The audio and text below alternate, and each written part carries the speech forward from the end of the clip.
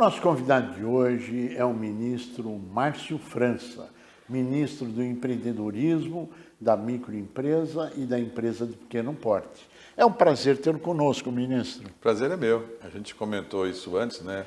Tantos anos de amizade, a gente se conheceu em outros instantes, eu ocupando outras funções. É verdade. Passa o tempo e eu volto para esse assunto de um jeito ou de outro, né? Agora com a convocação do presidente Lula para esse tema especialmente. E sempre defendendo a micro e pequena empresa, que faz parte do seu histórico, inclusive isso. É verdade. Agora o senhor teve o privilégio de ser nomeado ministro para cuidar da causa. Qual a honra de ser nomeado ministro? E, claro, se eu conheço um pouco o senhor e o presidente Lula, qual a grande missão que ele deu nesse legado tão importante? O presidente Lula é, acima de tudo, hoje um homem experiente, né? Muito. No alto dos seus 78 anos, ele está antevendo situações que vão acontecer. A primeira delas é por conta da reforma tributária, que está na iminência de ser aprovada. Aprovamos na Câmara e no Senado, vamos retornar à Câmara, mas agora já mais tranquilo. Então, devemos iniciar um novo país, uma reforma que muda tudo, enfim. E a grande quantidade de pessoas que, de algum jeito, empregam no Brasil são esses empreendedores pequenos, os micro, as MEIs, tudo que o Lula havia criado nos mandatos dele para trás. É verdade. Agora, o problema é que essas pessoas, né, elas vão precisar de ajuda para essa segunda fase, quando a reforma for aprovada. Como trazê-los? Como trazer também os outros 20 milhões de pessoas que empreendem e são absolutamente informais, né? Os entregadores, que é um grande desafio. O Pix, enfim, o BlaBlaCar, né? Que, enfim, essas coisas que vão surgindo a cada dia, em especial pelo empreendedor digital. Né? Sim, sem dúvida. Então, eu penso que ele, antevendo essa situação, me disse: Márcio, primeiro mandato, eu concentrei em trazer as pessoas excluídas, que o Brasil tinha muita fome, pessoas passando necessidade, enfim. Foi um mandato marcado por isso, com o Bolsa Família, enfim.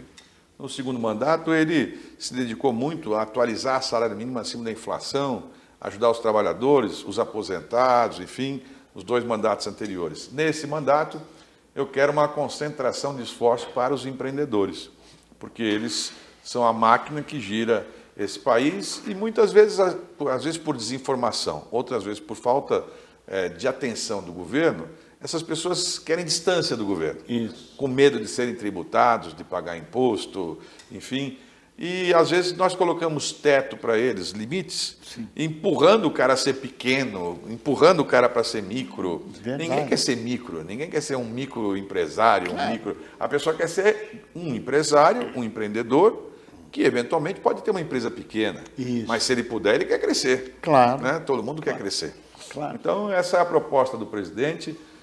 É um desafio, porque foi o ministério criado na metade do primeiro ano do governo, então algumas coisas dificultam mais, mas ele falou: olha, você tem experiência, foi governador de São Paulo, foi secretário do desenvolvimento em São Paulo, né, que sempre São Paulo tem essa referência de ser grande. Lidei com vários pequenos que tinham, né, primeiro identificá-los, depois ajudá-los a se organizar e depois financiá-los. Que esse é o roteiro para um governo, né? Identificar, organizar e financiar. Essas pessoas, infelizmente, têm muita dificuldade com o crédito, que você sabe quantos anos a gente vê isso, né? As pessoas, diferente de uma pessoa grande, de um grande empresário, que tem condição de falar com o dono do banco, com o gerente. Quando a pessoa entra humilde numa agência, a pessoa já fica até acuada ali. Como é que a pessoa vai, por exemplo, ter acesso ao BNDES? Parece uma coisa tão distante. Nem um empresário pequeno, às vezes médio, às vezes não consegue ter acesso, né? É verdade. Então, ter uma interlocução no governo, alguém do governo com voz na mesa do ministério, para poder falar com o presidente e com os outros ministros, na mesma altura dos outros ministros, representando um grupo muito grande de mais de 20 milhões de empreendedores e mais os 20 milhões que não são ainda regularizados. Aliás, o senhor sabiamente falou, um presidente com a experiência acumulada de um homem que já viu tudo, escolhe para o ministério um outro homem altamente qualificado, que também já viu tudo, que é o senhor, com a bandeira para buscar a micro e pequena empresa e o MEI.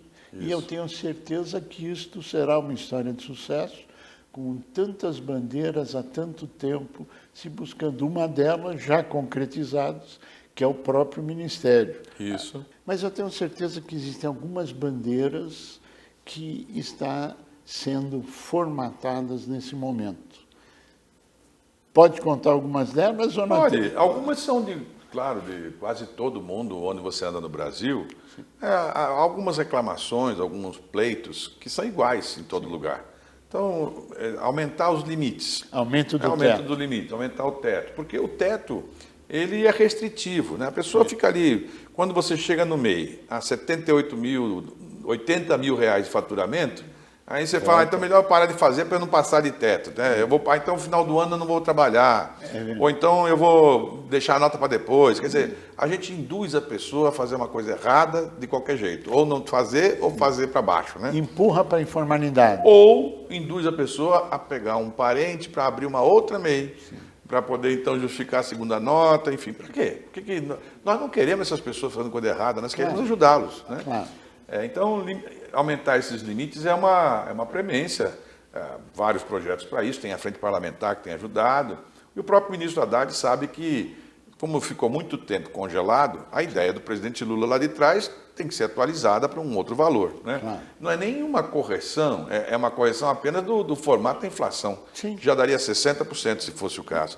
Faz isso gradualmente, um pouco por ano, para a gente poder ir equilibrando e talvez escalonar. Sim. Para que a pessoa não perdesse o título de MEI, não perdesse o título de Simples. Isso. Escalona, né? Não retroage, como é o caso do Simples, que você retroage, o contabilista vai lá e apavora o empresário e fala, olha, se você passar aí, você vai voltar lá para trás. A pessoa quer pagar corretamente. Claro. Né?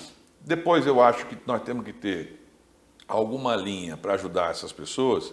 Igual o presidente Lula sabiamente lançou junto com o Haddad o Desenrola, um desenrola para a pessoa jurídica, porque o desenrola da pessoa física foi bom, foi sucesso, mas agora precisamos de um desenrola para a pessoa jurídica, que também ficou enrolada, Claro. porque as pessoas, eu sou o governo, eu te proíbo de abrir em determinado período por causa da pandemia. Isso. E depois, como é que eu vou então fazer para você pagar imposto naquele período que você ficou fechado?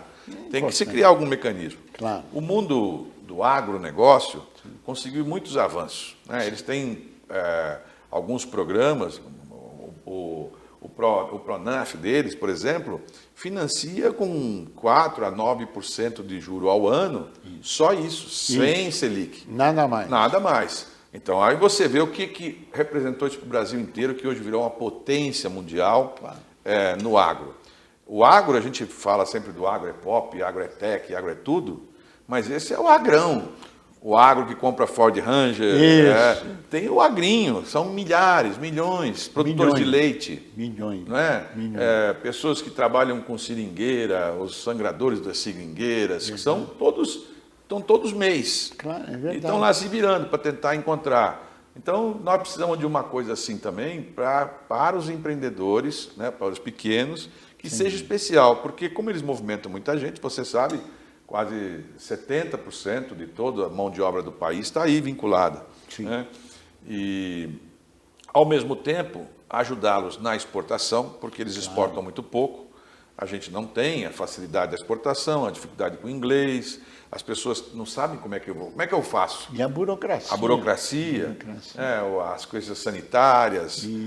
Então, o governo pode ajudar a digitalização, Sem dúvida. porque eles hoje estão empurrados. Quem está no varejo, com a porta aberta lá, no sacrifício, sabe que esse dia está chegando. Claro. Está sendo engolido por alguém vendendo digitalmente. Sem É dúvida. só caixa andando para um lado e para o outro. É só ir quando chegar em qualquer prédio, aí você vê a quantidade de caixa que chega todo dia. É verdade, Não é? é verdade. Então, nós precisamos ajudá-los a também ter essa Ser movimentação. competitivos, a ensiná-los, treiná-los. E o governo pode, né? Primeiro, eu acho que é muito importante identificá-los. Havia um compromisso de entregar para cada um deles uma identificação.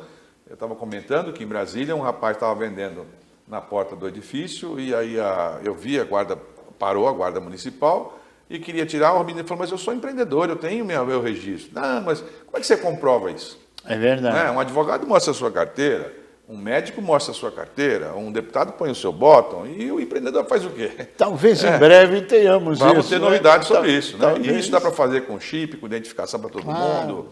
Já facilita para empréstimo, pode criar empréstimo reverso, onde a pessoa, o banco é que vai ter que correr atrás do empreendedor. Isso. A gente tem que ajudar o empreendedor a ter alguma certificação que dissesse, olha, ele pode ser um MEI, mas ele faz X de PIX por mês, ele tem volume, ele tem receita. Isso. Então, por que não um empréstimo de alguma forma para ele facilitado, né?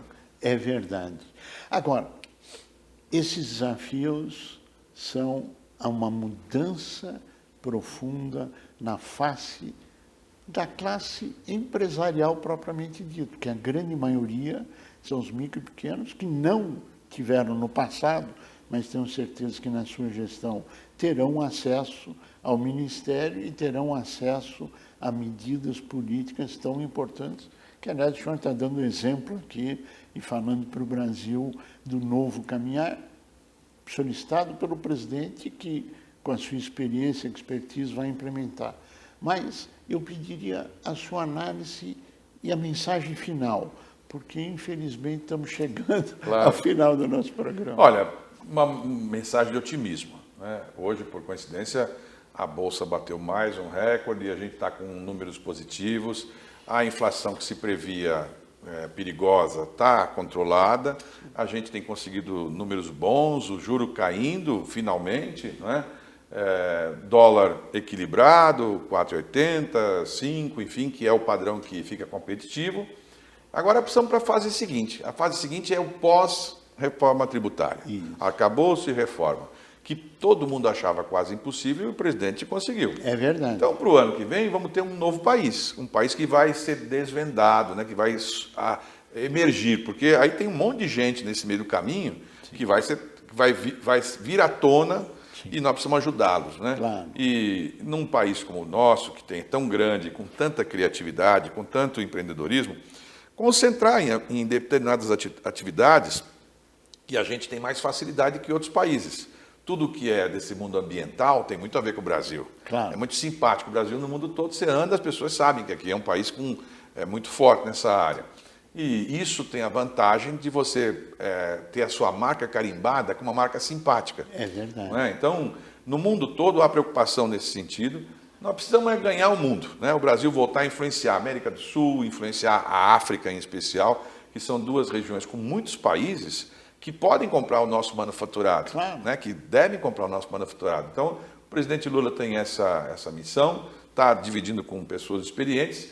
Eu espero que a gente possa ter um ano muito melhor que esse, que já foi um ano surpreendentemente muito acima do que se pensava. Ministro Márcio França, queremos agradecer muito a sua participação, antecipadamente parabenizá-lo pelo sucesso, que temos certeza que será um sucesso a gestão, sua gestão à frente do Ministério, e o grande beneficiário será, sem dúvida nenhuma, o Brasil. Parabéns e obrigado por estar conosco. A você que esteve conosco, nosso mais profundo agradecimento, com a certeza que estaremos juntos na semana que vem. Até lá!